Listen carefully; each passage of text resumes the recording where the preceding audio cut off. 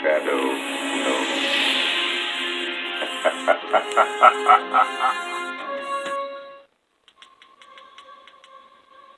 Extra, extra, read all about it. Next week, same time, same station. The Shadow's latest adventure. Extra, extra, read all about it. Street and Smith launched a totally new Shadow radio program in 1937.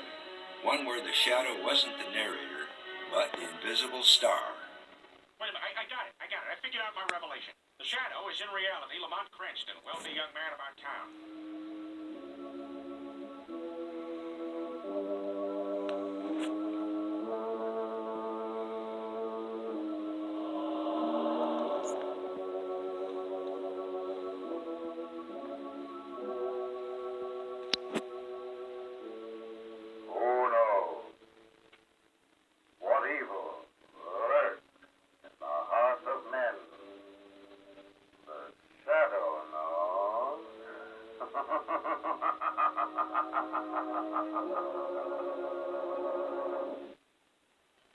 In the pulps, the Shadow didn't have the power of invisibility.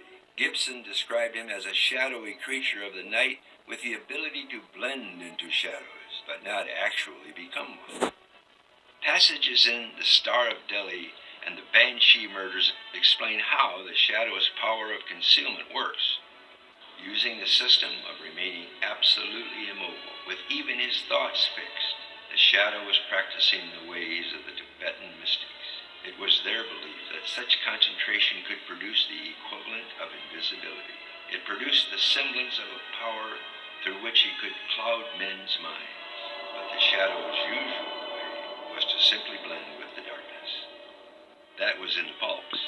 On the new radio program, Lamont Cranston's power to cloud men's minds would mean the ability to render himself as invisible as the airwaves.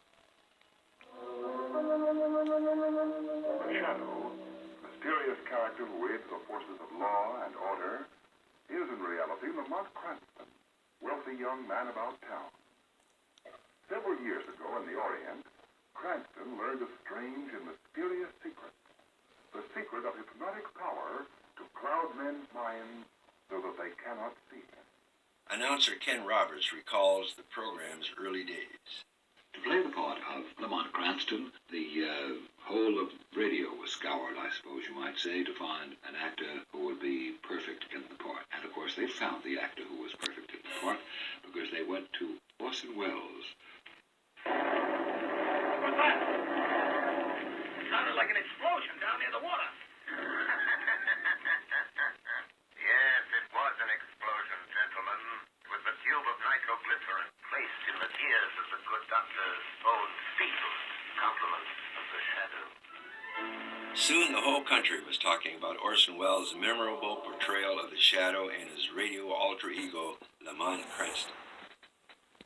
People keep talking about it. I hear on television, people keep talking, making jokes about Lamont Cranston. When I used to listen, on the radio, when you were the Shadow, this is one of the most exciting for, especially for, when you would, when you would say, first of all, that sinister, that ha-ha, and when you would say, what evil, it was the kind of thing it would convey to especially to an impression, to a child. What I was talking when I was back, I said, if only the thing that I would if I could only make magical things, what I would like you to do, what I have dreamed, if you could cloud, do what when you used to cloud, you would cloud people, you would turn people, you would cloud people's, you could cloud people's, Mr. Wells. Oh, this is fantastic. I knew this was so mad. He has actually beclouded, Mr. Orson. He has beclouded my mind. Oh, Mr. Wells. Wells was only 22 years old and thin when he gave voice to the Shadow. But still, his contract stipulated that he didn't have to show up for rehearsals. And since he never read the scripts beforehand, the ending of each radio drama came as a complete surprise to him as well as the audience. My God, I didn't even know how they came out. I didn't rehearse them, Who knows?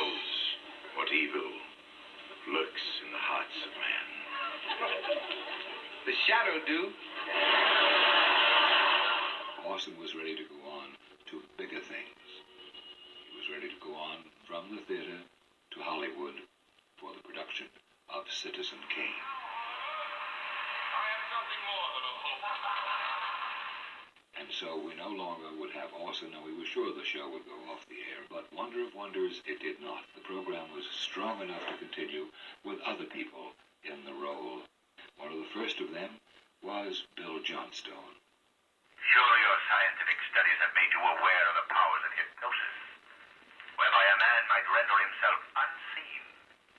A science practiced by a man known to the criminal world as the Shadow. Shadow? Yes, Hardwick. I am the Shadow. After Bill Johnstone came Brett Morrison, who would continue in the role for the next decade. When I got out of the Army, I came on to New York because I was stationed in Boston for Service Command. And I got a call for an audition. So I ran in and they just said, well, there isn't time to do anything. Just read this. It's the opening and closing signatures, and just read it. And it was the opening and closing signature of The Shadow. And a couple days later, I got a call saying, you're it. The radio shadow was also played for one season by John Archer, who appeared in White Heat with Jimmy Cagney. You might as well come down, Jack. There's no one left but you. John Archer is the father of actress Ann Archer, co-star of Fatal Attraction and Patriot Games. You get him, Jack. I don't care what you have to do. Just get it.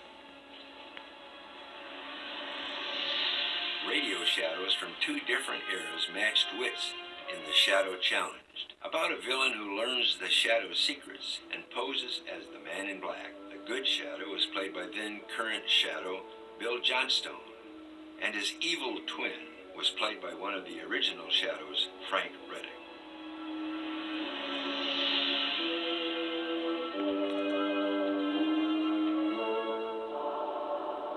Don't let me frighten you, Mr. Cranston. I'm your old friend, the Shadow. You are not the Shadow. No? How would you know that? I repeat, you are not the Shadow. I see. And would your knowledge be based on the fact that you yourself are the Shadow? Would it, Mr. Cranston? Having learned your secret of invisibility, I've hypnotized your mind before you were aware of me. This time, the real Shadow is visible, and I am the one unseen. With the trick of invisibility, the world will be mine. I gather that I am to be the next victim in your chain of murders. To put it bluntly, yes.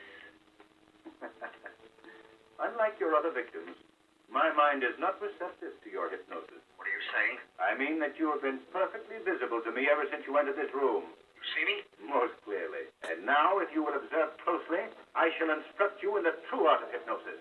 Look at me, Professor Carter. No. Look at me. No. I am disappearing before your very eyes. You see? You see? Wait, you can't do this. You're destroying my power. You hear? You're clouding my mind. Cranston. I am no longer Cranston, Professor Carter. I am the Shadow. In Gibson's world, misdirection was the name of the game, and nothing was ever as it appeared. For in the pulps, we learn that the Shadow is not Lamont Cranston at all. Instead, there's a man named Lamont Cranston, and the Shadow merely borrows his identity at times. At first, he did so without the real Cranston's knowledge. But when the real Cranston returns home unexpectedly after a 6-month absence, he is puzzled to hear that he has been seen in several places he has no memory of being. Then one night, at 4 in the morning, in a scene that's enough to make you give up sleeping, Cranston gets a most unexpected visitor. The chapter is titled, Lamont Cranston Talks to Himself. A figure was standing at the foot of his bed, a black figure like a huge shadow. Cranston's eyes made out a form clad in black, its face hidden by a hat with turned-down brim. "Who are you?" You asked me who I am. said the strange being. Tell me first who you are. "You know my name, Lamont Cranston." The black form moved slightly. The cloak and hat dropped backward and disappeared. A man was revealed in the light, and a startled cry escaped Lamont Cranston's lips. The person who stood before him was the very double of himself. I am Lamont Cranston. Announced the stranger. The situation was uncanny. The man in the bed could not believe his senses. He knew that he was wide awake, yet this was the most incredible experience that the human mind could imagine. Some people call me the Shadow. That is the one identity. I have other personalities that I assume as easily as I don my hat and cloak. One of my personalities is that of Lamont Cranston. In the past, I have used it while you were away. At present, I choose to use it now. It would be embarrassing for both of us to be here. So you must go. So Cranston went. He later returned and became one of the Shadow's agents. The Shadow has agents? Oh, yes. You'll meet them all in our next astounding chapter, Dancing